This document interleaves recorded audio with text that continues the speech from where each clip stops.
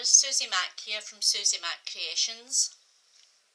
I have another completed mini album to share with you today.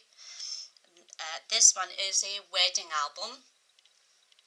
I'd done the front cover quite a few weeks ago, but hadn't started the inside, the interior.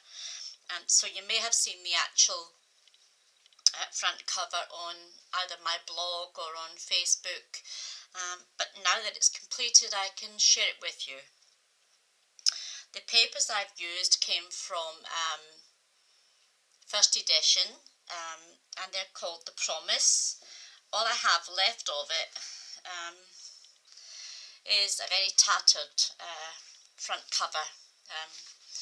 Every scrap has been used to make the album, and this came from the lovely Amelia at scrapandcraft.co.uk, and she still has, I'm sure, the 12x12 and the 8x8 in stock. So if you like the papers once you've seen them, that's where you can get them.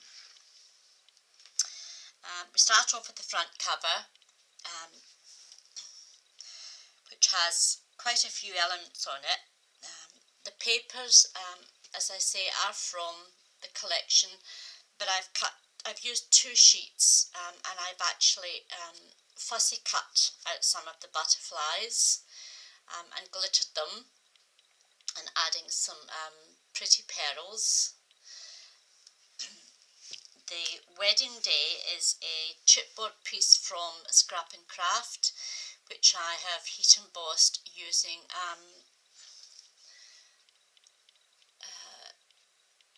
wedding embossing powder, which is very, very pretty.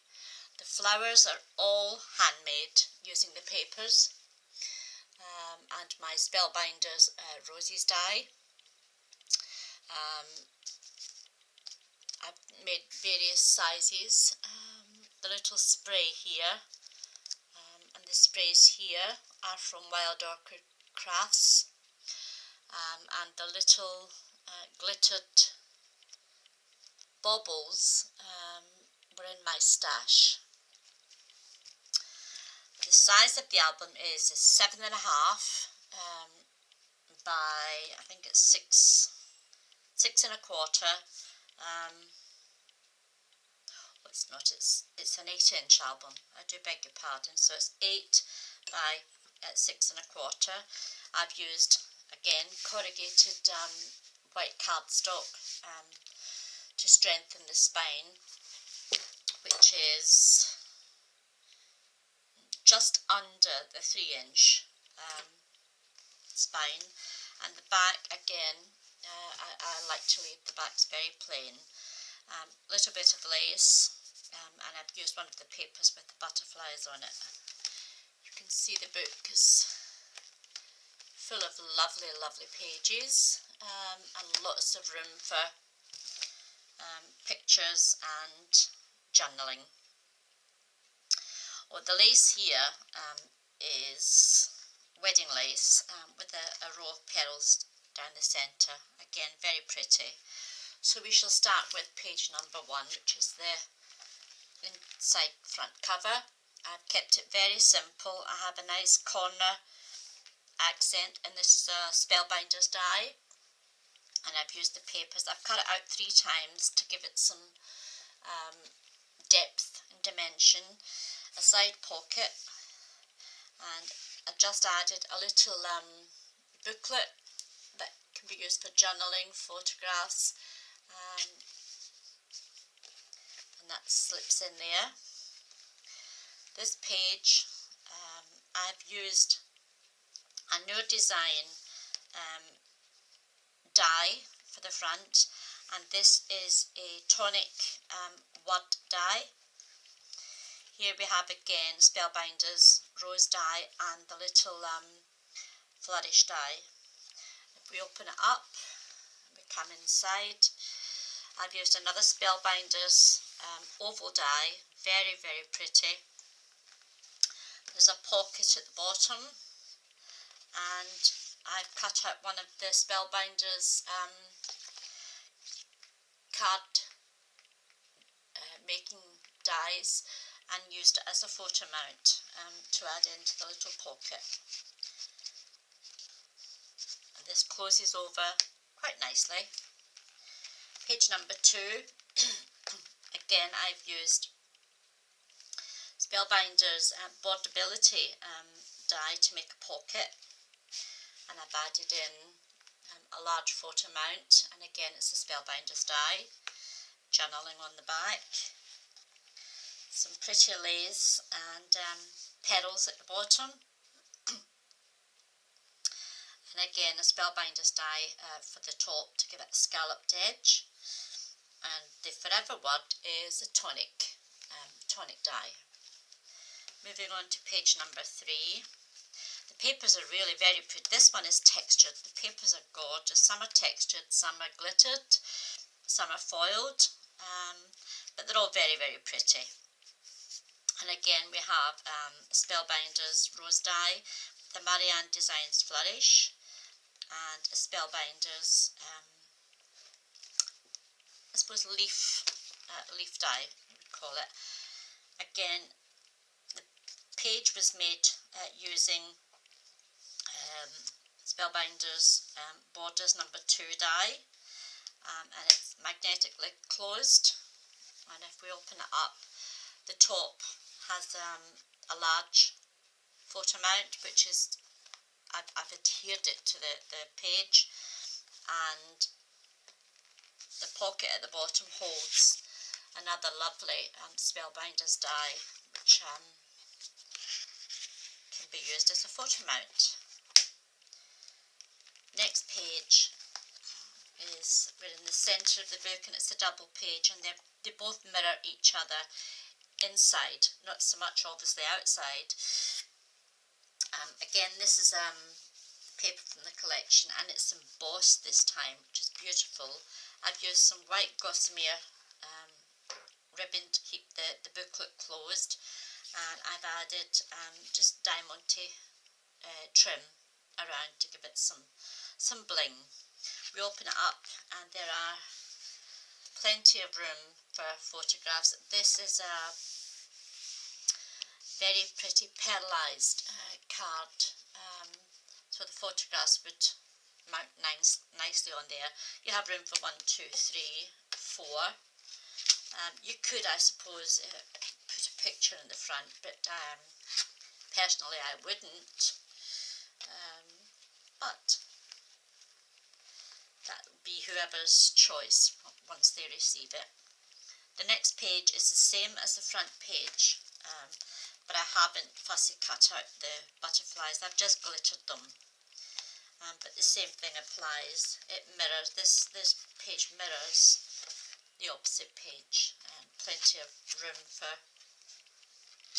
all those lovely photographs of the bride and the groom and the guests, of course. Let's tie this back up. Moving on to the next page. The page has been made again using a Spellbinders die, and I've added a little accent button with a magnetic close so that it holds nice and firm. Top has a lovely Spellbinders scallop, excuse me,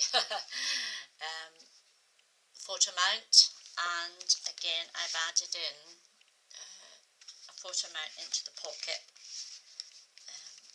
and that just closes nicely. Next page we have a Cheery Lynn die this time with the Spellbinders rose die and the little pearl accent, again using some lovely ribbon to keep it closed. The die at the bottom, if I can bring this up, I'm not getting it very good on my, no, she says, yes there it is, you can see, it says memories, and again this is a tonic word die, and all I've done is I've cut off the flourishes at the bottom so that I can use it on the bottom of the page. If I open up, we have a triple page here, and again very pretty photograph mounts, as you can see, a Spellbinders one, and I've used the larger one for the centre, and I've mirrored these two exactly the same, using some pretty lace and some Marianne Design corners for accents, and that just closes nicely like so, and we tie it back up.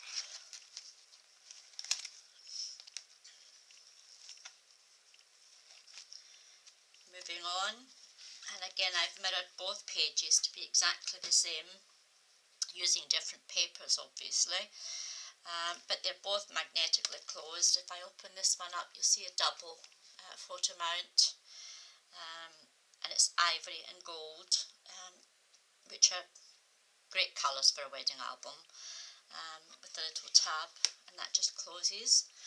We have a Spellbinders die, and these leaves here are from my Peony Doohickey die. That's the leaves I've used to marry up with the flower. And again here we have very pretty paper, which has been embossed, which is lovely, and we open up and we have the same, again it mirrors the other page.